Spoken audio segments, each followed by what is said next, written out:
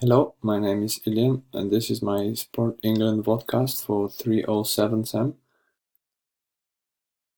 So we're going to talk about a little bit about Sport England and their history. So Sport England has been founded in 1997 by the Royal Charter to support and encourage the development of sport in England for sporting excellence.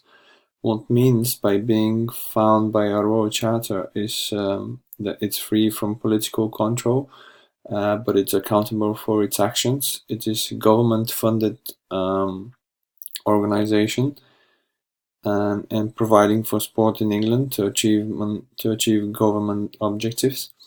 Their mission is to make England an active and successful sporting nation. Organization structure of Sport England. How Sport England is structured is by their board members and executive team. As it is important that every organization to have a structure in order to operate on a certain level, it is important to understand how Sport England is structured because it's a huge organization and it's also funded by the government. It's the fact that their structure is likely to be into the departmentalization layer of complexity. Complexity is another theory for structure. It operates like that as it is split into different boards and teams who are responsible for their different actions. In the main department where the main board sits are the people who set directions for Sport England and its objectives, which provides support and advice and control for the executive team. The executive team are responsible for the everyday actions and the operations of the business, as Sport England is one of the biggest government organizations. It is likely to have a high formalizations, which includes rules and procedures, regulations and policies. Sport England is structured with how their vision is working towards the future. Thus, everyone, regardless of age, background or level of ability to be able to engage into sport and physical activity. A sport sector that welcomes everyone and meets their needs. Sport England is in centralization, and that it's about who makes the decisions and to who other people should need to answer to. And their decisions are very centralized as the main people who make them are the main board and the executive team. They're responsible for the goals and objectives that are being set and how the organization operates every day. So this is the different layers and the procedures that are going into the structure for Sport England, and this is the graph for the complexity and the different departments. Organization's performance. We're going to talk about performance measurement, financial measure of Sport England's income, and balanced scorecard. Speaking of performance, one of the important factors about a organization is how good an organization is doing and does it meet the expectations of consumers. We looked at how Sport England, based on a broader set of criteria, is doing, which is efficiency and customer satisfaction.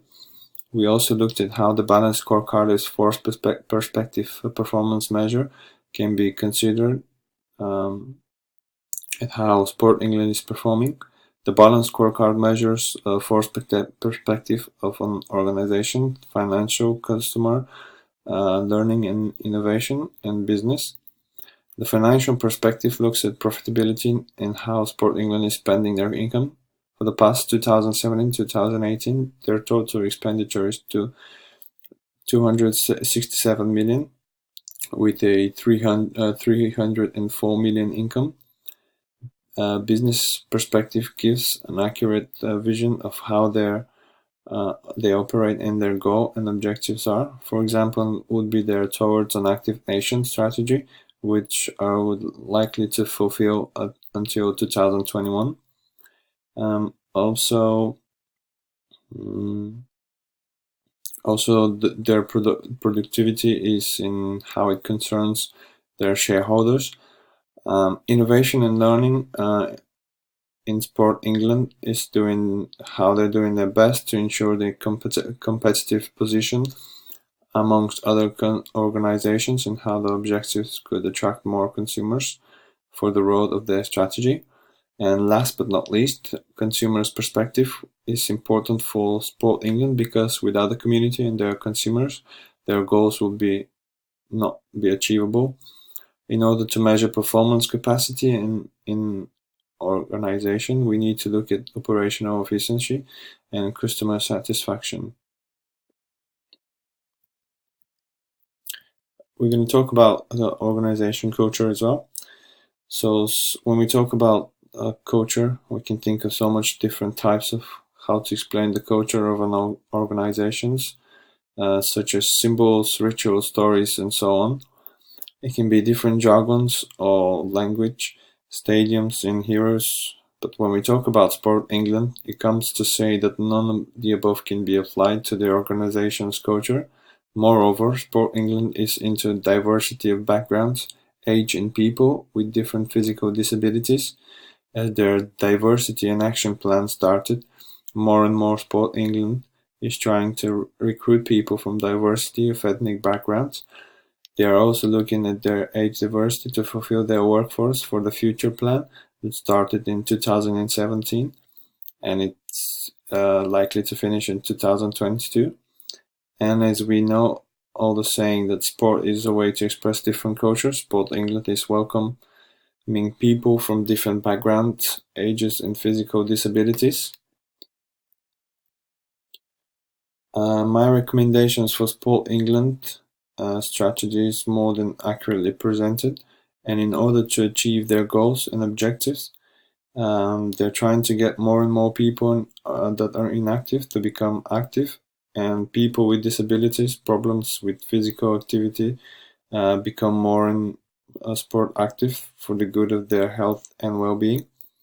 To achieve those outcomes, their strategy is following the 5 aspects of tackling inactivity in sport and physical activity, and they are mental well-being, physical well-being, individual development, economic development, and social and community development.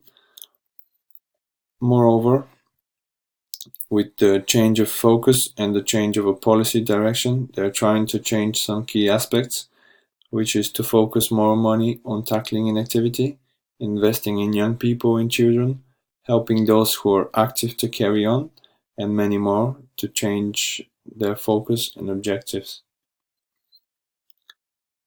Thank you for listening. That's it.